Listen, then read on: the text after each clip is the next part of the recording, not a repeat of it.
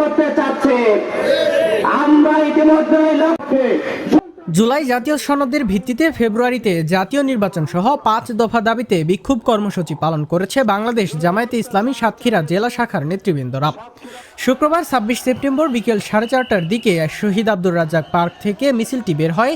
এর আগে শহীদ আব্দুর রাজ্জাক পার্কে একটি প্রতিবাদ সমাবেশ করে দলটি। প্রতিবাদ সমাবেশ ও বিক্ষোভ মিছিলে জেলা ও উপজেলা জামায়াতে ইসলামের নেতৃবৃন্দরা অংশগ্রহণ করেন। এ সময় প্রধান অতিথি হিসেবে উপস্থিত ছিলেন জামায়াতের কেন্দ্রীয় সাংগঠনিক সেক্রেটারি ও সাতক্ষীরা সদর 2 আসনের সংসদ সদস্য পদপ্রার্থী মুহাদ্দিস আব্দুল খালেক। জেলা আমিরের উপাধ্যক্ষ শহীদুল ইসলাম মুকুলের সভাপতিত্বে এ সময় বক্তব্য রাখেন জেলা জামায়াতের সেক্রেটারি মাওলানা আজিজুর রহমান, সহকারী সেক্রেটারি সহযোগী অধ্যাপক উমর ফারুক, শহর আমির জাহিদুল ইসলাম, সদর উপজেলা আমির মাওলানা মোশাররফ হোসেন, শহর সেক্রেটারি খুরশেদ আলম, সদর উপজেলা সেক্রেটারি হাবিবুর রহমান সহ স্থানীয় নেতৃবৃন্দরা। প্রধান অতিথি তার বক্তব্যে বলেন, অন্তর্বর্তী সরকার একটি দলকে এখনই বিশেষ সুবিধা দেওয়ার চেষ্টা করছে। আমরা এর তীব্র প্রতিবাদ জানাচ্ছি। আমরা সরকারকে বলতে চাই, আপনি দেখুন যে ঢাকা থেকে আন্দোলন শুরু হয়েছিল, সেই ঢাকা বিশ্ববিদ্যালয়ের মেধাবী ছাত্র সমাজ কি সিদ্ধান্ত দিয়েছে। আগামীতে বাংলাদেশ কারা পরিচালনা করবে। তিনি বলেন, পিআর পদ্ধতি ছাড়া বাংলাদেশের নির্বাচন হতে দেওয়া হবে না।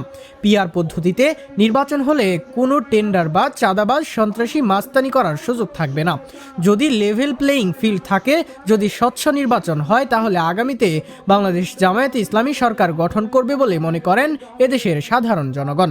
বক্তারা 5 দফা দাবি জানিয়ে বলেন, জুলাই জাতীয় সনদের ভিত্তিতে আগামী ফেব্রুয়ারিতে নির্বাচন আয়োজন করতে হবে।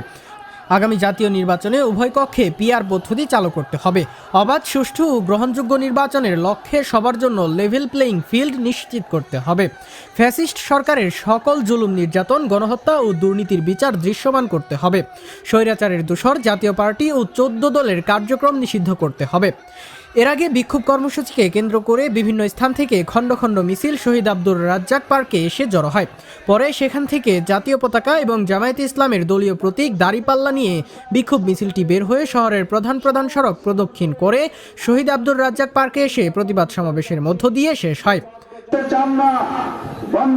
বাংলাদেশ জামায়াত ইসলামের পক্ষ থেকে এয়ারটেকার গভর্নমেন্টের ফর্মুলা 80 দশকে বাংলাদেশ জামায়াত ইসলামের সে সময়ের আমির শহীদ অধ্যাপক আজম সাহেবের পক্ষ থেকে ভারপ্রাপ্ত আমির জামাত যখন পেশ করেছিলেন, এটাকে হাস্যস্কর মনে করা হতো।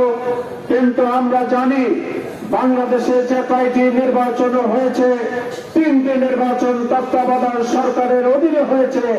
আবু জাফরের তথ্যচিত্রে চ্যানেল 21 সাতক্ষীরা।